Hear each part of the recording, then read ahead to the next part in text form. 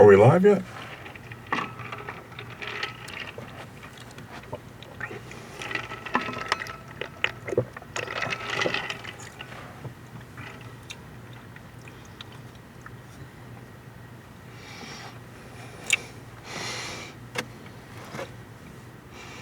Are we live? Oh, we're live.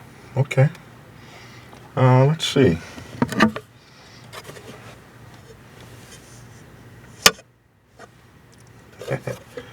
Little kind of cool thing I picked up.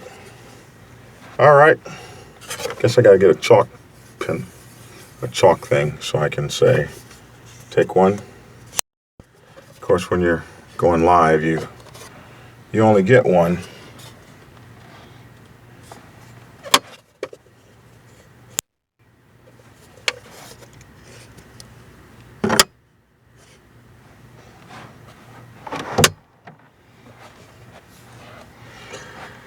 Anyway, good morning, folks. I've been up since 4 in the morning. I don't know why. I just been up since 4 in the morning, so I decided to make a video. So I had promised myself I wouldn't clutter up my sound room. So I kind of like my sound room right now. I'll be going back to my video room to make videos soon. But right now I'm kind of proud of my sound room. So that's why I'm in the sound room and not the video room. Anyway, I just really want to thank my subscribers. I have like the most awesome subscribers in the world. Like they're better than everybody else's subscribers because my subscribers know things. And one of the cool things that my subscribers told me to do, one of my subscribers said, I told him how hot it was in my room because I had that fan on yesterday, and it was, a few people complained about the fan noise. You guys complain about everything, I swear. So that's the only reason I have all this stuff, because I was just doing fine sitting on my couch making videos. But then I get all this, oh, your videos are just, you know, I guess the competition out there is just like really big. So I'm learning all the pieces, like the studio lights and stuff. Like I never had any of this stuff before. So we're getting better. But one of my subscribers told me to try the LED light bulbs because it was so hot in here. So I got these 100-watt daylight 1500 lumens light bulbs, and like it's not even hot in here. That is amazing. And I should have known, because this is one of my studio lights, and in the old days when we did studio lights in my photography days, these things were burning hot. You'd sweat under them. So I was just testing my room out. I'm in my We jersey. We, the motorcycle club. We MC. I'm in my We jersey. It's not about I, it's about we. And I've got all my lights on. And it's kind of cool. So I'm still trying to figure out how much light I need. The phone does some adjusting. But anyway, I'll get it figured out sooner or later. But we're just trying to bring it up to a level of production that you guys can feel good about watching.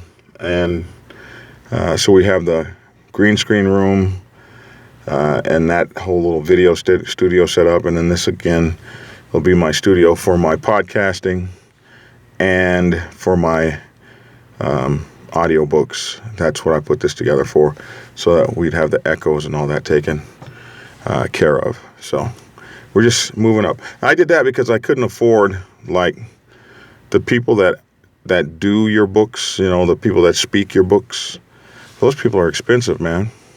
So I was like, well, I talk every day on this thing, so maybe, just maybe, I'll do my own. So I feel confident enough with my own speaking abilities to do my own book. But you have to be able to to master this stuff all up. And then one of my subscribers, young man, said the other day, "Hey, I have a degree in sound engineering." He came over and he fixed my sound stuff up and set me up on the software. And all I have to do is record, and then he's going to master everything for me. I just love you guys, my subscribers, and you guys watch out for me. Some of you critique the crap out of me, and then others of you. Some guy told me I had nice looking tits the other day. "I like your tits," he said. Where do you folks come from, some of y'all? Anyway, this morning, we're going to talk briefly. Got this email. "Hello, my name is blank. I've been trying to approach this motorcycle club that I'm interested in. I drive by, I sit out in front of their motorcycle clubhouse, and I just don't know how to approach them." Another guy says, "There's a motorcycle club I want to talk to. I don't know how to approach them. They seem very secretive. And every time I see them, they're inside their clubhouse." Another guy says, "I don't know how to find a good club, and how do you talk to them?" Another guy says, "Can you help me find this club? A contact information for this club. I keep sending them emails and they don't respond." Okay, so check this out, guys.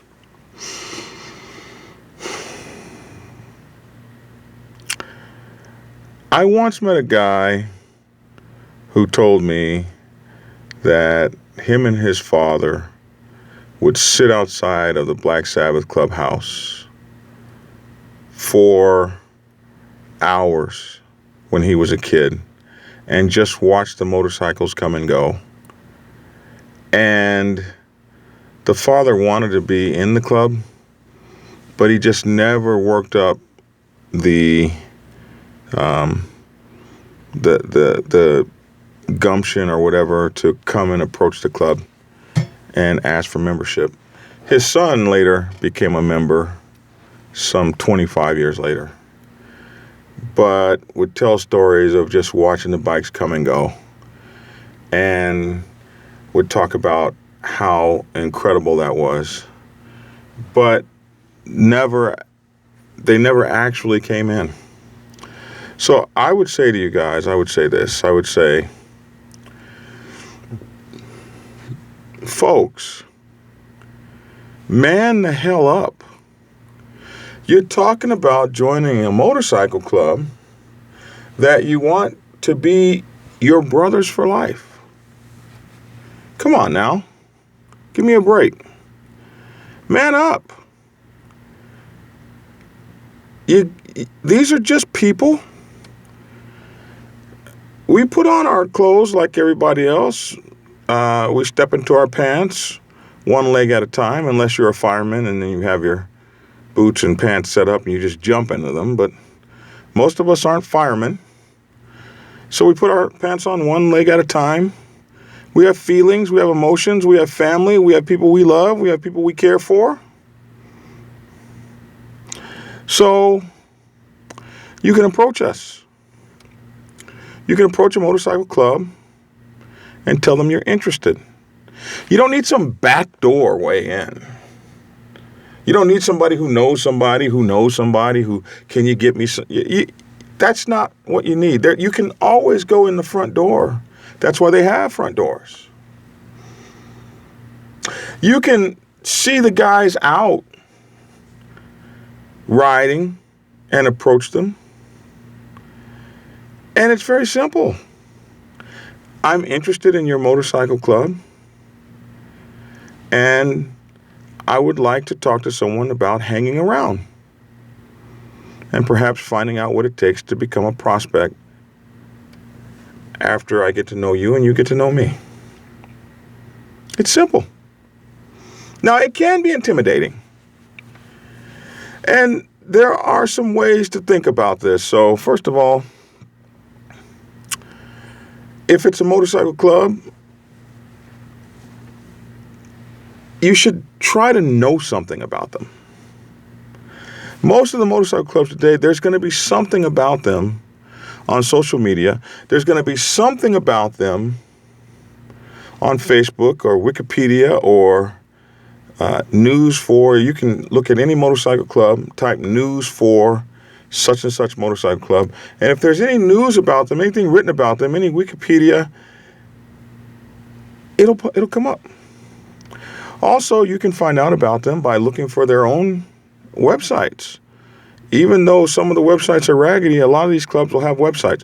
Now, the thing about websites is they're harder to keep up than social media sites like Facebook and Instagram.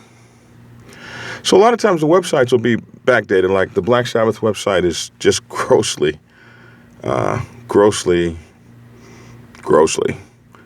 backdated. I've got a person now that is finally updating our website. I built it in 2009.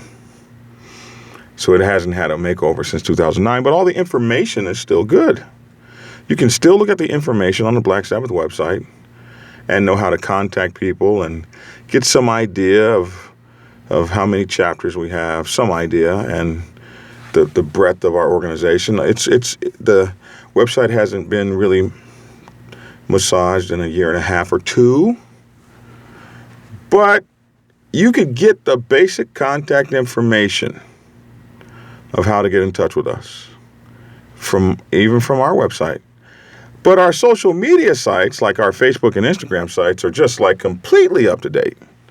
The guys really just go on those social media sites and you don't have to do any website work. It just comes up. So look for people on the social media. You can follow what they do. You can follow their events.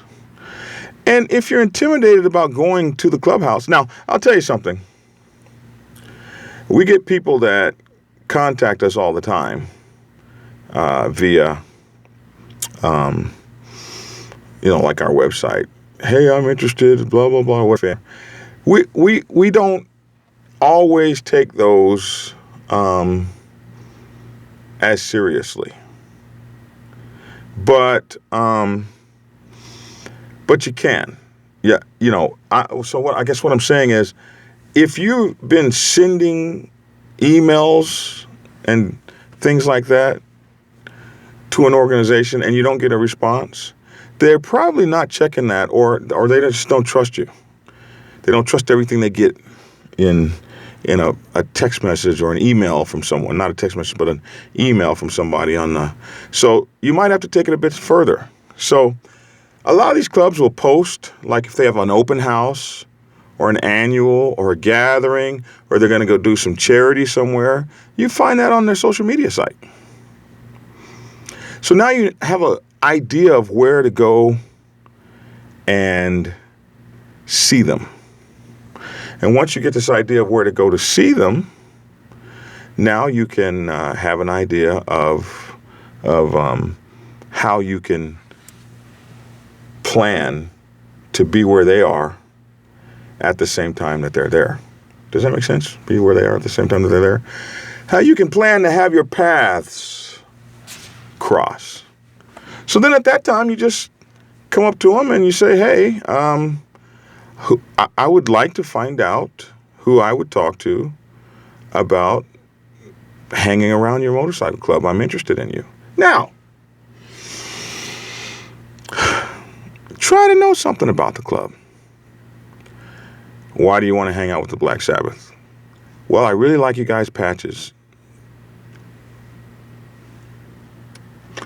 Now, it's true that people will want to join your club because they like your patch. It looks really cool. It's so big, takes up your whole back.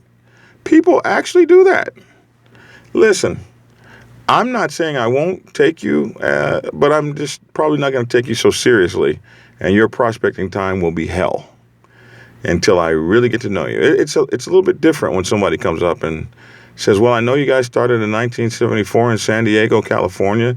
Started as 7 black men who rode motorcycles on Sundays. That's how you got your name. Your motorcycle club became integrated in 1975, almost less than a year from your opening. Right before 1975, you became an integrated club. You have chapters across the United States of America. Your moniker is A Breed Apart. Whoa. Holy moly.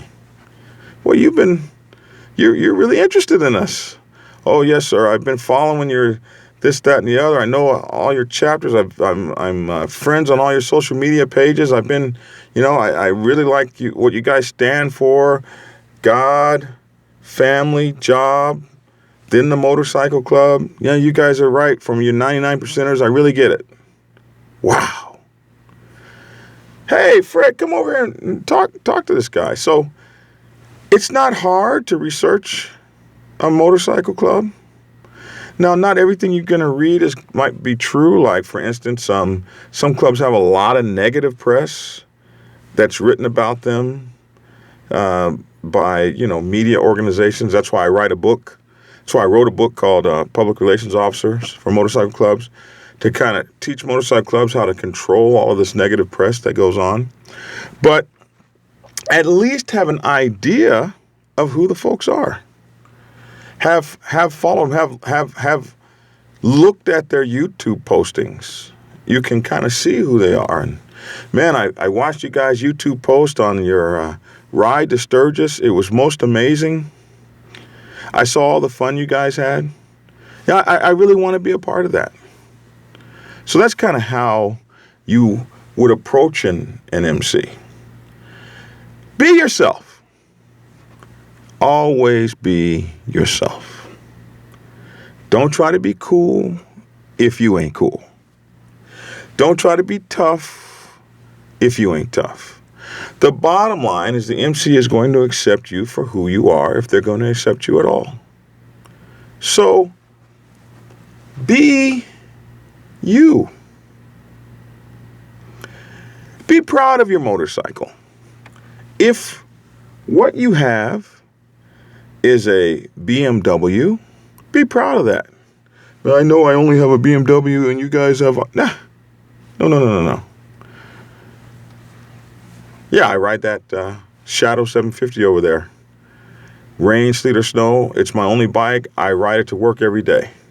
We appreciate and we love riders. So be proud of your motorcycle. Be proud of your contribution. Know what contribution you can bring.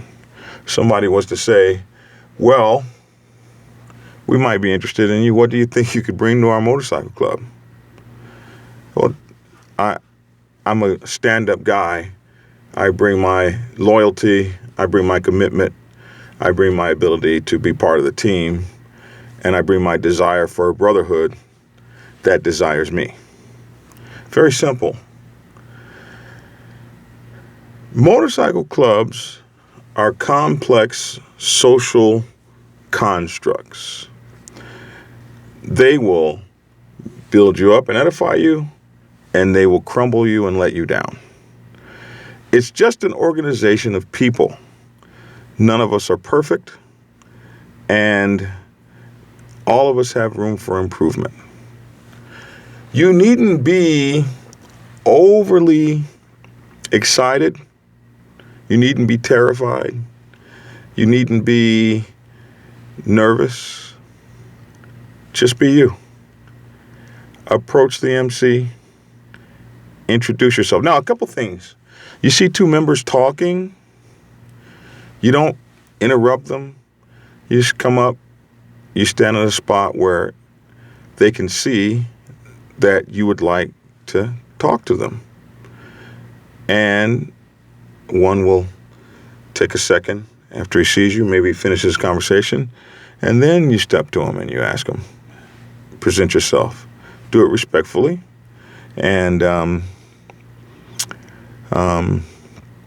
be earnest. If you don't know anything about the club, don't act like you do. And never, ever, ever, ever name drop. Name dropping is just considered just disrespectful. Well, I'm friends with the I'm friends with the girlfriend of such and such, and therefore it doesn't work like that. So present yourself as you are based on you, not based on who you think you know or what you think they can do for you. All right, so that's a little bit my take on how to approach an MC that you're interested in.